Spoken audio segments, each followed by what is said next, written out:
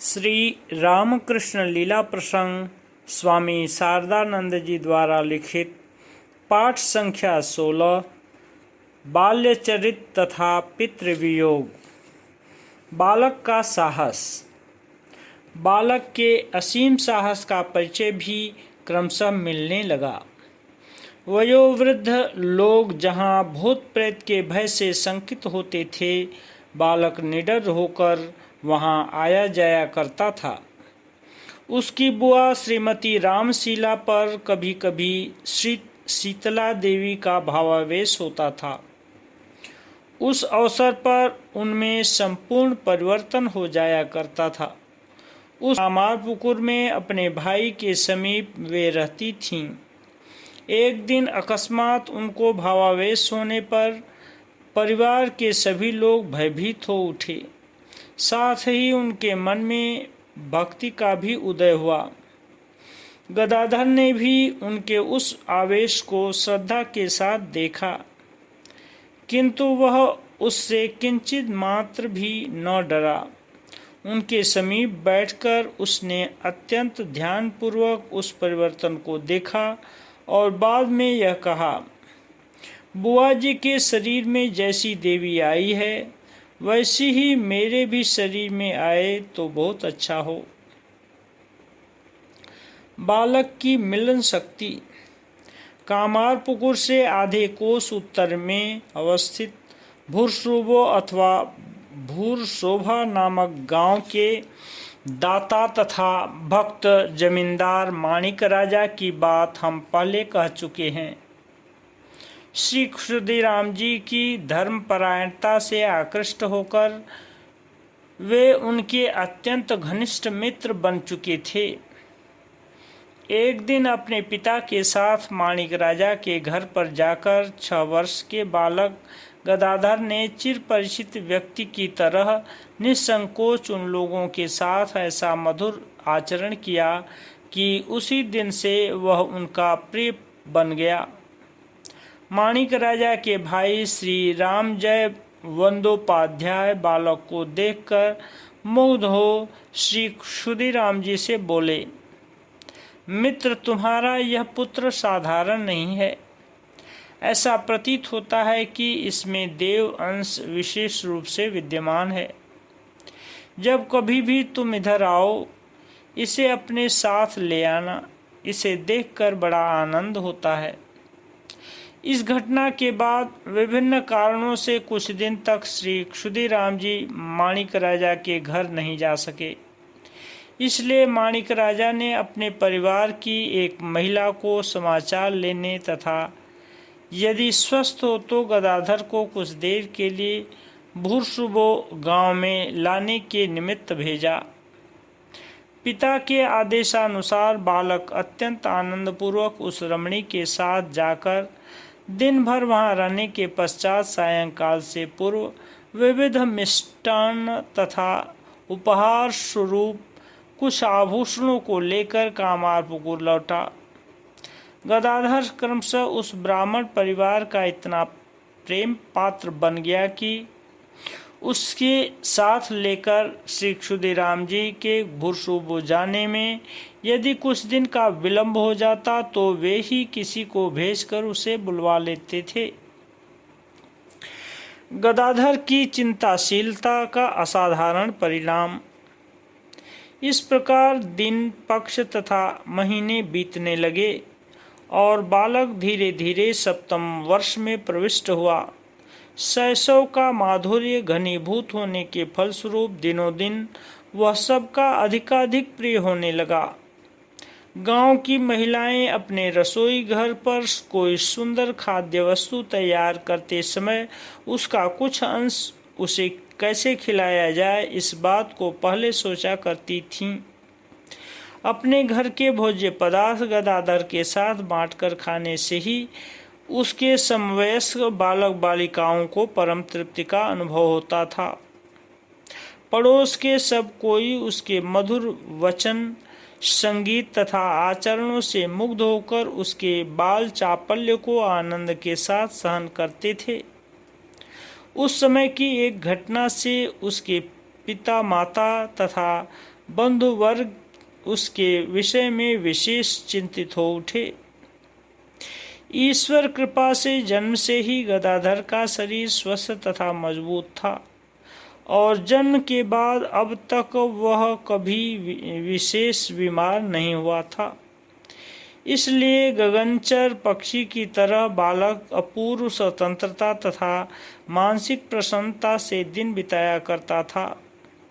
शरीर के बारे में किसी प्रकार का ध्यान न देना ही प्रसिद्ध चिकित्सक वर्ग के मतानुसार पूर्ण स्वस्थता का लक्षण माना जाता है। बालक जन्म से ही उस प्रकार का स्वास्थ्य सुख अनुभव कर रहा था। इतना ही नहीं, जब उसका स्वाभाविक एकाग्र चित्त किसी विशेष विषय में निविष्ट होता था तब वह शरीर की शुद्ध बुद्ध भूलकर पूर्ण रूप से भावाविष्ट हो जाता था।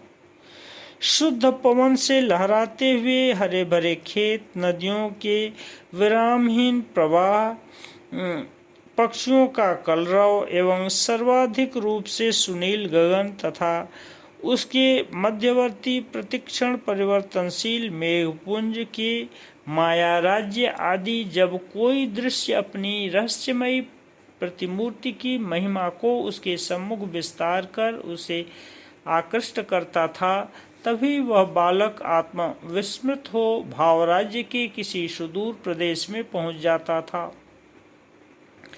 वर्तमान घटना भी उसी भावावेश से उपस्थित हुई थी। एक दिन मैदान में अपनी इच्छानुसार भ्रमण करता हुआ बालक नवीन मेघ के अंक में बगुलों का अपने श्वेत पंखों का विस्तार कर सुंदर तथा स्वतंत्र रूप से विचरण करते हुए देखकर इस प्रकार तन्मय हो उठा कि उसे अपने शरीर तथा सांसारिक विषयों का कुछ भी ज्ञान न रहा और वह बेहोश होकर वहीं गिर पड़ा। उसकी इस अवस्था को देख भयभीत हो साथियों ने उसके माता पिता को यह समाचार दिया और उसे वहां से उसी हालत में उठाकर घर लाया गया। चेतना प्राप्त करने के कुछ देर बाद ही वह अपने को पूर्ववत स्वस्थ अनुभव करने लगा। यह कहना ही पर्याप्त है कि इस घटना से श्री क्षुदीराम जी तथा चंद्रा देवी अत्यंत चिंतित हुए तथा भविष्य में इसकी पुनरावृत्ति न हो इसलिए वे सचेष्ट हुए। फलतः उस घटना से बालक में मूर्छा रूप भयंकर रोग का प्रारंभ देखकर औषधादि का प्रयोग तथा शांति स्वस्थयन आदि शुभ कर्मों का वे अनुष्ठान करने लगे।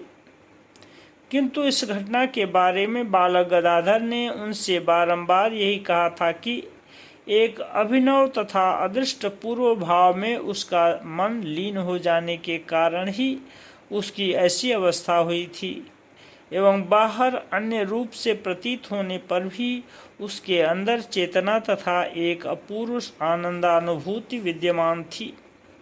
अस्तु, पुनः उस प्रकार की घटना न होने के कारण तथा उसके स्वास्थ्य में भी कोई व्यतिक्रम न देखकर श्री क्षुदीराम जी ने यह सोचा कि संभवतः वायु के प्रकोप से ही बालक अकस्मात अचेत हो गया था और श्रीमती चंद्रा देवी का यह दृढ़ निश्चय हुआ कि भूत प्रेतों की दृष्टि पड़ने से ही उसको ऐसा हुआ था। किंतु उस घटना के निमित्त उन्होंने कुछ दिन तक बालक को पाठशाला नहीं जाने दिया। फलस्वरूप पड़ोसियों के घर में तथा गांव में सर्वत्र इच्छानुसार विचरण कर बालक पहले की अपेक्षा और अधिक खेलकूद में तत्पर हो गया। रामचांद के घर पर श्री दुर्गा पूजन। इस प्रकार बालक का 7वां वर्ष आधे से अधिक बीत गया। क्रमशः सन 1843 के शारदीय दुर्गा पूजा का समय उपस्थित हुआ। श्री क्षुदीराम जी के सुयोग्य भांजे रामचांद बंदोपाध्याय की चर्चा हम इससे पहले कर चुके हैं। मेदिनीपुर में काम होने के कारण यद्यपि वर्ष में अधिक समय उन्हें वहीं रहना पड़ता था, किंतु सेलामपुर नामक गांव में उनका पैतृक निवास स्थान था एवं उनका परिवार वर्ग वहीं रहा करता था। रामचांद जी उस गांव में प्रतिवर्ष शारदीय दुर्गा पूजा का आयोजन कर बहुत रुपए खर्च किया करते थे। हृदय राम जी से हमने सुना है कि दुर्गा पूजन के अवसर पर रामचांद जी का सेलामपुर का भवन 8 दिन तक संगीत तथा वाद्य ध्वनि से गूंजता रहता था एवं ब्राह्मण भोजन, पंडितों की विदाई, निर्धन सेवा तथा उन्हें वस्त्रदान इत्यादि कार्यों के अनुष्ठान से उस समय वहां एक अपूर्व आनंद स्रोत प्रवाहित होता था। रामचांद जी उस उपलक्ष्य में अपने परम श्रद्धास्पद मामा जी को भी वहां ले जाते थे तथा कुछ दिन उनके साथ आनंद पूर्वक रहा करते थे। उस वर्ष भी श्री क्षुदीराम जी तथा उनके परिवार वर्ग को रामचांद जी का सादर निमंत्रण यथा समय प्राप्त हुआ। क्षुदीराम जी तथा राम कुमार जी का रामचांद के घर में आगमन। श्री क्षुदीराम जी उस समय लगभग 68 वर्ष की आयु का अतिक्रमण कर रहे थे और कुछ दिन पहले से ही बीच बीच में अजीर्ण तथा संग्रहणी रोग से आक्रांत होने के कारण उनका सुदृढ़ शरीर कमजोर हो चुका था। इसीलिए प्रिय भांजे रामचांद का सादर आमंत्रण पाकर उसके यहाँ जाने की इच्छा होने पर भी वे कुछ संकोच अनुभव करने लगे। अपनी छोटी सी कुटीर तथा परिवार वर्ग को, विशेषकर गदाधर को कुछ दिन के लिए छोड़कर वहां जाने में भी उन्हें अकारण प्रबल अनिच्छा अनुभव हुई।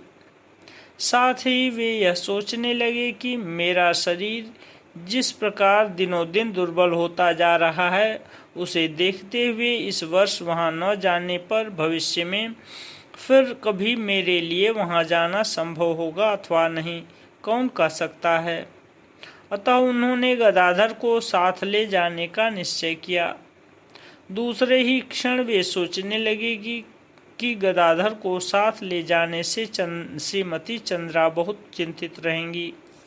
अतः बाध्य हो अपने ज्येष्ठ पुत्र रामकुमार के साथ वहां जाकर केवल पूजन के दिनों में वहां रहने का उन्होंने निश्चय किया एवं तदनुसार श्री रघुवीर को प्रणाम कर सबसे विदा ले तथा गदाधर का मुख चुंबन करने के पश्चात पूजा के कुछ दिन पूर्व वे सेलामपुर के लिए रवाना हुए।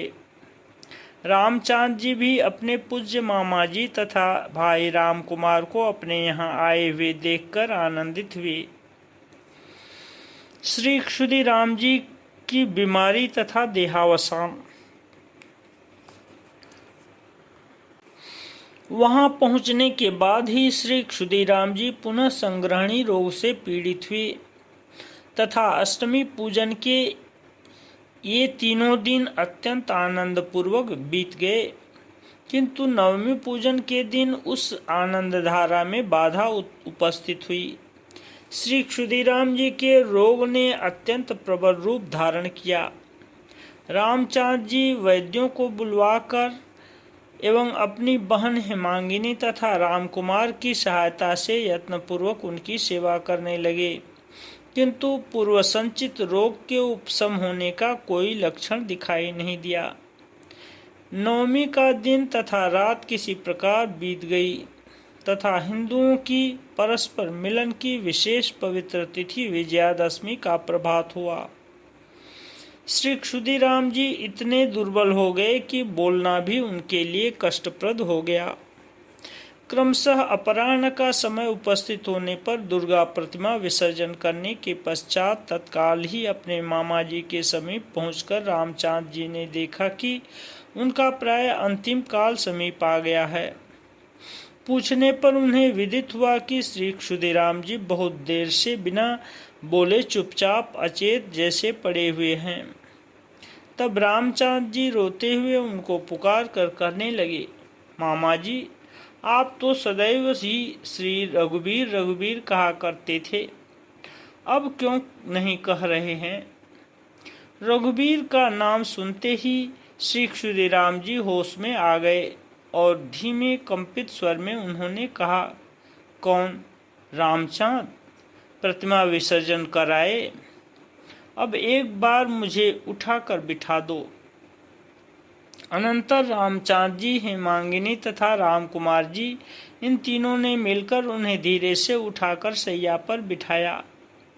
इतने में ही अत्यंत गंभीर स्वर से 3 बार रघुवीर नामोच्चारण करके उन्होंने अपना शरीर त्याग दिया। बिंदु सिंधु में मिल गया। श्री रघुवीर ने भक्त के पृथक जीवन बिंदु को निज अनंत जीवन में सम्मिलित कर उन्हें अमर तथा पूर्ण शांति का अधिकारी बना लिया। तदनंतर गंभीर रात्रि में संकीर्तन की ध्वनि से गांव गूंज उठा एवं श्री क्षुदिराम जी की देह को नदी के तट पर लाकर उसका अग्नि संस्कार किया गया। दूसरे दिन यह समाचार फैल गया और उससे कामारपुकुर का आनंद धाम विषाद में निमज्जित हो गया। अशौच के अनंतर श्री राम कुमार जी ने शास्त्रीय विधानानुसार वृषोत्सर्ग तथा अनेक ब्राह्मणों को भोजन कराकर अपने पिताजी की अंत्येष्टि क्रिया पूर्ण की। सुना जाता है कि अपने मामा जी की श्राद्ध क्रिया में रामचांद जी ने 500 रुपये की सहायता की थी। ओम शांति शांति शांति।